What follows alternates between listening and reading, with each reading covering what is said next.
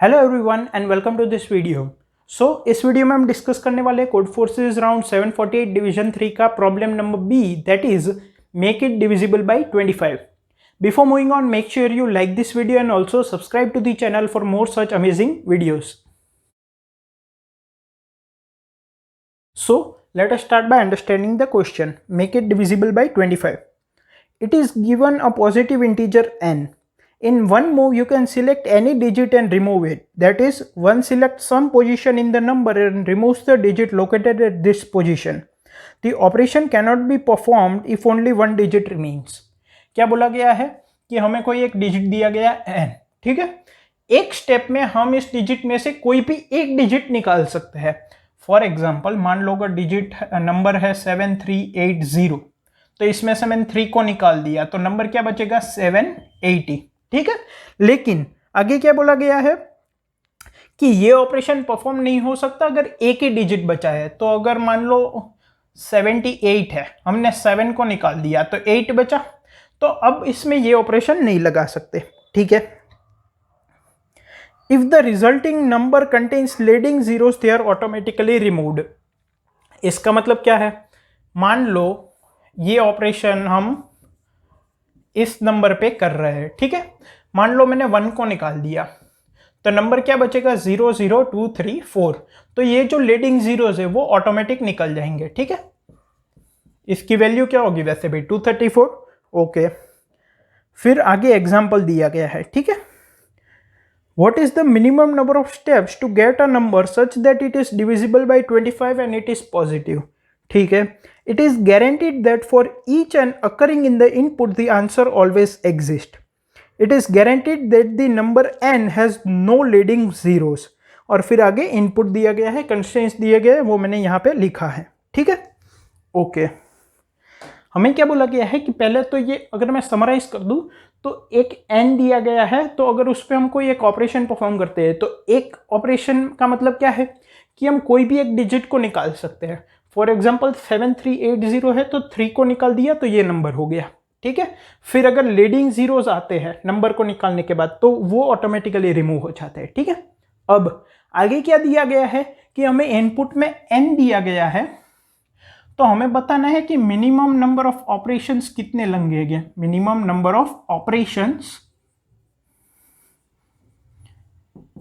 कितने लगेंगे such that, एक ऑपरेशन का मतलब क्या है ये डिजिट रिमूव करना, तो मिनिमम नंबर ऑफ ऑपरेशंस कितने लगेंगे सच दैट हमें यहाँ पे जो नंबर मिलता है वो डिविजिबल बाय 25 है, मतलब कि मॉड्यूलो 25 इक्वल टू 0 और ये पॉजिटिव भी है, ग्रेटर देन 0 है, ठीक है। तो हमें बताना है कि मिनिमम नंबर ऑफ ऑपरेशंस कितने लगेंगे फॉर अ गिवन n, ठीक है।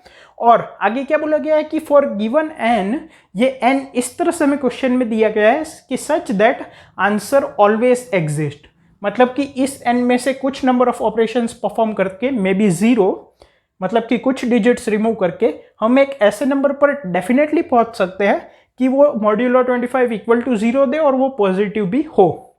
तो हमें बताना है कि मिनिमम नंबर ऑफ ऑपरेशंस कितने लगेंगे, ठीक है। गारंटीड दिया गया है कि इस n से हम ऐसा नंबर जनरेट कर सकते हैं। तो क्वेश्चन समझ में आ गया। तो अब जंप करते हैं इसके कंसेप्ट पे। तो अगर कंसेप्ट की बात करें तो सबसे पहले तो हमें ये बोला गया है कि मॉड्यूलो 25 0 होना चाहिए, ठीक है। और यहाँ पे n की वैल्यू दी गई है, कंस्ट्रेंट्स दिए गए। अब मॉड्यूलो 25 इक्वल टू 0 मतलब कि नंबर 25 से डिविजिबल है कि नहीं, ये हम कैसे चेक करते हैं। ये हम चेक करते हैं if last 2 digits are divisible by 25, ठीक है। अगर आखिरी के 2 डिजिट्स है नंबर में, अगर वो डिविजिबल बाय 25 है तो नंबर डिविजिबल बाय 25 होगा, अगर नहीं है तो नंबर डिविजिबल बाय 25 नहीं होगा। फॉर एग्जांपल 1230 ये 25 से डिविजिबल नहीं होगा क्योंकि 30 इज नॉट डिविजिबल बाय 25, लेकिन 1225 विल बी डिविजिबल बाय 25 क्योंकि ये लास्ट 2 डिजिट्स डिविजिबल बाय 25 है। अब मिनिमम 2 डिजिट्स हमारे नंबर में होंगे ही होंगे, क्यों? क्योंकि n की value greater than equal to 25 दी गई है और वैसे भी क्वेश्चन में बोला गया है कि it is guaranteed that such a number will exist. तो हमें बताना है कि मिनिमम नंबर ऑफ स्टेप्स कितने लगेंगे। ठीक है, ओके। अब पहली बात तो ये हमें ध्यान में रखना है, हम डिविजिबिलिटी बाई 25 कैसे चेक करते हैं, लास्ट 2 डिजिट को चेक करके। ठीक है, अब एक ऑपरेशन में हम क्या करते हैं, कोई भी एक डिजिट को रिमूव करते हैं। सो 4 7 8 9 है, मैंने 8 को रिमूव कर दिया तो ये हो जाएगा 4 7 9। ठीक है, ओके। अब अगर मैं सोचूं कि अगर आंसर ऑलवेज एग्जिस्ट है, ठीक है, और डिविजिबिलिटी बाय 25 कैसे चेक करेंगे, लास्ट 2 डिजिट्स को कंपेयर करके। तो कितनी पॉसिबिलिटी है लास्ट 2 डिजिट्स पे, अगर आंसर बोला गया है कि ऑलवेज एग्जिस्ट, इस तरह से n दिया गया है, और डिविजिबिलिटी बाय 25 हम चेक करते हैं लास्ट 2 डिजिट्स को देख के। तो इन दोनों को कंबाइन करके अगर मैं सोचूं कि कितनी ऐसी पॉसिबिलिटीज है हमारे n में जो कि लास्ट 2 डिजिट्स को ऑक्यूपाई कर सके, अगर मैं उन सभी पॉसिबिलिटी को काउंट कर लूं और उन सभी पॉसिबिलिटी तक पहुंचने के लिए कितने ऑपरेशंस लगेंगे ये काउंट कर लूं, और उन ऑपरेशंस में से मिनिमम नंबर ऑफ ऑपरेशन किस में लगेगा, वही हमारा आंसर हो जाएगा। ठीक है, लास्ट 2 डिजिट में ऑल पॉसिबिलिटी में चेक करूंगा। ठीक है, कि हमारा जो गिवन n है उसमें से अगर ऑपरेशंस परफॉर्म कर करके लास्ट 2 डिजिट पे कितनी पॉसिबिलिटी होगी। अब उसमें से मॉड्यूलो 25 इक्वल टू 0 देने वाली कितनी पॉसिबिलिटी होगी, उन पॉसिबिलिटीज में नंबर ऑफ ऑपरेशंस कितने लगेंगे। सभी पॉसिबिलिटीज में से मैंने क्या बोला कि हमारे गिवन n में हमें लास्ट 2 डिजिट चेक करने हैं, तो इस गिवन n पे अगर हम ऑपरेशंस परफॉर्म करते जाए तो ऐसी कितनी पॉसिबिलिटी होगी लास्ट 2 डिजिट्स की। ठीक है, कितने पॉसिबिलिटी होगी फॉर लास्ट 2 डिजिट्स, उन सब पॉसिबिलिटी में से मॉड्यूलो 25 इक्वल टू 0 वाली कितनी पॉसिबिलिटी है, जहां पे लास्ट 2 डिजिट मॉड्यूलो 25 0 दिया, नंबर हमारा डिविजिबल बाय 25 हो जाएगा। तो इन सब पॉसिबिलिटी में से ऐसी कितनी है, इन सब पॉसिबिलिटी के नंबर ऑफ ऑपरेशंस में काउंट करूंगा, इन सब ऑपरेशंस में से जो मिनिमम होगा वही मेरा आंसर हो जाएगा। ठीक है, ओके। तो अब हमें यहाँ पे चेक क्या करना है, ऑल पॉसिबिलिटीज। ठीक है, ओके। अब यहाँ पे अगर मैं ऑल पॉसिबिलिटीज चेक करूं, ठीक है, तो मान लो हमारा जो नंबर है उसमें k डिजिट्स हैं, नंबर ऑफ डिजिट्स कितने हैं, k। तो मैं ये कह सकता हूं k into k minus 1/2 possibility होगी लास्ट 2 डिजिट्स के लिए। क्यों, क्योंकि अगर नंबर है 5 6 7 8 9 तो लास्ट 2 डिजिट क्या हो सकते हैं, 5 6 5 7, मैं छोटा ले लेता हूं, 5 6 5 7, ये दोनों हो सकते हैं, ये दोनों हो सकते हैं, ये दोनों हो सकते हैं, 6 7 6 8 या तो फिर 7 8। इसमें नंबर ऑफ डिजिट्स कितने हैं, 4 में से कोई भी 2 लास्ट 2 पोजीशन पे आ सकते हैं आफ्टर परफॉर्मिंग सर्टेन ऑपरेशंस। तो नंबर ऑफ पॉसिबिलिटी हो गई 4 इंटू 3/2 NC2 मतलब KC2, तो ये हो गई 6, तो ये 6 पॉसिबिलिटी हो गई। ठीक है, अब हम देखेंगे कि इन पॉसिबिलिटीज में से कौन सा नंबर मॉड्यूलो 25 0 है, उन सभी पॉसिबिलिटी के लिए कितने ऑपरेशन लगते हैं, और उनमें से हम मिनिमम को आंसर ले लेंगे। ठीक है, ओके। अब हमें ऐसी सारी पॉसिबिलिटीज जनरेट करनी है, वो तो हम इजीली कर लेंगे, चलो वो इम्प्लीमेंटेशन में और क्लियर देखेंगे कि कैसे। फिर हमें नंबर ऑफ ऑपरेशंस को मिनिमाइज करना है, तो हम क्या कर सकते हैं, पहले तो आंसर को as maximum as possible initialize कर देते हैं। मैक्सिमम आंसर कितना पॉसिबल हो सकता है, मैक्सिमम आंसर पॉसिबल हो सकता है n-2 operations, sorry k-2 operations, क्योंकि अगर मान लो ये है 25 1 1 1 1 1 1, तो 2 और 5 अगर लास्ट पोजीशन पे हो गए तो ही वो नंबर डिविजिबल बाय 25 होगा। तो मैं इसको भी रिमूव कर दूंगा, इसको भी रिमूव कर दूंगा, इसको भी रिमूव कर दूंगा, एंड सो ऑन, सबको रिमूव कर दूंगा। तो टोटल लेंथ है k, और k-2 एलिमेंट्स को हम रिमूव कर देंगे। सो वर्स्ट केस में आंसर होगा k-2, तो आंसर को मैंने k-2 से इनिशियलाइज कर दिया। ठीक है, अब अगर ये जो k लेंथ का नंबर है उसमें कोई भी i और j एलिमेंट्स है और ये दोनों मिलके अगर हम लास्ट पोजीशन पे कंसीडर करें तो वो मॉड्यूलो 25 इक्वल टू 0 दे रहे हैं। मतलब कि ये है, मान लो ये n ऑफ i है, ये कोई डिजिट है और ये है n ऑफ j। तो n ऑफ i और n ऑफ j ये नंबर जो है वो मॉड्यूलो 25 0 दे रहा है। मतलब कि अगर ये दोनों यहाँ पे होंगे, n ऑफ i इस पोजीशन पे होगा और n ऑफ j इस पोजीशन पे होगा, तो मॉड्यूलो 25 इक्वल टू 0 हमें मिलेगा। तो इस केस में, जनरल केस में, नंबर ऑफ ऑपरेशंस कितने लगेंगे वो हम कैसे कैलकुलेट करेंगे? टोटल लेंथ है k, ठीक है, हमें इसको यहां पे लाना है और इसको यहां पे लाना है। इसका मतलब इन नंबर्स को हम रहने देंगे, इसको और इसको हमें रिमूव करना पड़ेगा, ठीक है। तो इन जनरल हम क्या कह सकते हैं, ये कितने एलिमेंट्स है? टोटल है k और ये ith इंडेक्स के बाद कितने एलिमेंट होंगे? k minus I plus 1। अगर 1 2 3 4 5 है तो 3 से लेके 5 तक कितने एलिमेंट्स है? 5 माइनस 3 प्लस 1, ठीक है। तो यहां पे लास्ट पोजीशन k माइनस 1 है actually, so it would be k minus 1 minus I plus 1, so it is k minus I. यहां i और j अगर ये कंडीशन सेटिस्फाई करते हैं और हमें कैलकुलेट करना है कि यहां पे नंबर ऑफ ऑपरेशंस कितने होंगे, तो यहां पे total number of elements i के बाद है k माइनस आई, ठीक है। और हमें रिमूव चाहिए कितने एंड में? 2, एंड में 2 चाहिए है इतने, तो कितने सब्ट्रैक्ट करने पड़ेंगे? 2। तो इन जनरल अगर i और j इस कंडीशन को सेटिस्फाई करते हैं तो उसमें नंबर ऑफ ऑपरेशंस लगेंगे k माइनस आई माइनस 2, क्योंकि यहां पे i से लेके एंड तक एलिमेंट्स है k माइनस आई और हमें चाहिए 2, तो कितने रिमूव करने पड़ेंगे? k माइनस आई माइनस 2, ठीक है। सो इस तरह की सभी केसेस को हम कंसिडर करेंगे, उसमें से जो मिनिमम होगा वही हमारा आंसर हो जाएगा, ठीक है। और मैक्सिमम आंसर कितना पॉसिबल हो सकता है? k माइनस 2, वो भी मैंने आपको बता दिया क्यों। तो ये है कंसेप्ट। अब देखते हैं कि इसको इंप्लीमेंट कैसे करेंगे।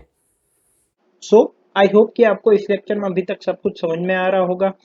यहाँ पर मैं एक छोटा सा ब्रेक लेकर आपको न्यूटन स्कूल के बारे में बताना चाहता हूँ, जो कि ऐसे ऑसम लेक्चर्स आप तक पहुँचा रहा है। न्यूटन स्कूल बेसिकली एक ऑनलाइन लर्निंग प्लेटफॉर्म है जिनके फुल स्टैक डेवलपमेंट कोर्स में एनरोल करके आप अपनी ड्रीम जॉब पा सकते हैं। ऑल्सो बेस्ट पार्ट ये है कि आपको प्लेसमेंट लगने तक कोई भी फीस पे नहीं करनी है। यहाँ पर आपको live classes, industry projects, mock interviews, personal mentoring जैसे अमेजिंग बेनिफिट्स भी मिलेंगे। So make sure to check out the link in the description to skyrocket your career with Newton School. तो अब अगर इम्प्लीमेंटेशन की बात करें तो हमें सभी पेयर ऑफ नंबर्स को एंड पोजीशन में लाने के बाद देखना है कि वो मॉड्यूलो 25 है कि नहीं, फिर उसमें कितने नंबर ऑफ ऑपरेशंस लगेंगे और उसमें मिनिमम नंबर ऑफ ऑपरेशंस कितने लगेंगे, ठीक है। अब यहाँ पे बोला गया है कि आंसर ऑलवेज एग्जिस्ट, ठीक है। तो मैक्सिमम में कितने एलिमेंट रिमूव करने पड़ेंगे? k minus 2। अगर k is number of digits in n है तो q, वो मैंने अभी बताया कंसेप्ट के टाइम पे। अगर मान लो इस तरह का नंबर है तो हमें वर्स्ट केस में इन दोनों को एंड पोजीशन पे ले जाना पड़ेगा।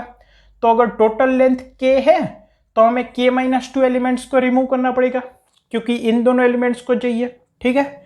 सो वर्स्ट केस में मैक्सिमम आंसर है k माइनस 2, तो आंसर को मैं इनिशियलाइज कर देता हूं k माइनस 2 से, ठीक है। अब इस n को मैं स्ट्रिंग की तरह इनपुट में लूंगा, क्यों? क्योंकि तो फिर उनको पेयर ऑफ डिजिट्स से एक्सेस करना इजी हो जाएगा इंडेक्स वाइज। इसको मैं नंबर की तरह नहीं लूंगा, ठीक है। तो इसको मैं स्ट्रिंग की तरह लूंगा। अब मैं क्या करूंगा, मुझे सभी i और j के लिए चेक करना है जहां पे i इंडेक्स j से कम है, कि अगर इन दोनों इंडेक्स पे जो डिजिट्स है वो अगर लास्ट पोजीशन पे आ गए तो वो मॉड्यूलो 25 है कि नहीं, ठीक है। तो मैं क्या करूंगा, for i equal to 0, i is less than k minus 1 i plus plus. अब ये n है वो स्ट्रिंग है, ठीक है। For j equal to i plus 1, j i के बाद होगा, j is less than k, j plus plus. अब पहले तो मुझे नंबर चाहिए। अगर ith इंडेक्स और jth इंडेक्स वाले एलिमेंट्स ओरिजिनल स्ट्रिंग में जो है, ठीक है, ये i है, यहाँ पे j है, अगर i सेकंड लास्ट पोजीशन पे होगा और j लास्ट पोजीशन पे होगा, ठीक है, तो वो पहले तो हमें चेक करना पड़ेगा कि डिवाइड बाय 25 होगा कि नहीं। अगर last two position divide by 25 है तो पूरा नंबर भी डिविजिबल बाय 25 हो जाएगा। तो हम क्या कर सकते हैं, एक सम एलिमेंट ले सकते हैं। Sum is equals to a of i minus 48, sorry n of i, क्योंकि ये तो स्ट्रिंग है तो ये आस्क की वैल्यू देगा, तो n ऑफ i माइनस 48 ये हमें डिजिट दे देगा, ठीक है, ओके। फिर हमें j एलिमेंट भी चाहिए, तो हम क्या करेंगे, sum is equals to sum into 10 plus n of j minus 48, ठीक है। तो मान लो अगर ऐसा नंबर है 1 2 7 7 5 8 9, और अगर हम इन दोनों को चेक कर रहे हैं तो पहले यहाँ पे 2 आ जाएगा सम में, फिर sum is equal to sum into 10, तो 2 into 10 is 20 plus n of j minus 48, तो 25 आ जाएगा, ठीक है। तो इस तरह से हम सभी पेयर ऑफ इंडेक्सेस के लिए चेक कर रहे हैं। If sum modulo 25 equal to 0, अगर ये डिविजिबल बाय 25 है तो ये ओवरऑल नंबर भी डिविजिबल बाय 25 होगा। तो इसमें मिनिमम ऑपरेशंस कितने लगेंगे उसको हम आंसर के साथ कंपेयर करेंगे। Answer equals to minimum of answers comma, अब टोटल नंबर ऑफ एलिमेंट्स है k, और ith इंडेक्स से लेके k-1 इंडेक्स तक एलिमेंट हो गए k-i, ठीक है, और मुझे चाहिए 2, ith इंडेक्स वाला और jth इंडेक्स वाला, बाकी सबको रिमूव करने हैं। तो रिमूव कितने करने पड़ेंगे, k-i टोटल है और 2 चाहिए, सो k-i माइनस 2, ठीक है। तो अगर ये इससे कम होगा तो आंसर में अपडेट हो जाएगा, एंड सो ऑन। तो ये सभी पेयर ऑफ इंडेक्सेस के लिए चेक करेगा कि अगर वो लास्ट पोजीशन में होगा कि नहीं, तो सभी पॉसिबिलिटी एक्सप्लोर हो गई। फिर अगर वो दोनों ith इंडेक्स और jth इंडेक्स वाले डिजिट अगर लास्ट 2 पोजीशंस पे होंगे और अगर वो डिविजिबल बाय 25 है तो ओवरऑल डिजिट भी डिविजिबल बाय 25 होगा। तो सारी पॉसिबिलिटीज हमने जनरेट कर ली, फिर देख लिया कि वो डिविजिबल बाय 25 है कि नहीं, फिर उनमें जो ऑपरेशंस लग रहे हैं उनको हमने आंसर के साथ कंपेयर कर लिया, और ऐसे सभी केसेस में से जो मिनिमम नंबर ऑफ ऑपरेशन वाला केस होगा वो हमारा आंसर में स्टोर हो जाएगा, ठीक है।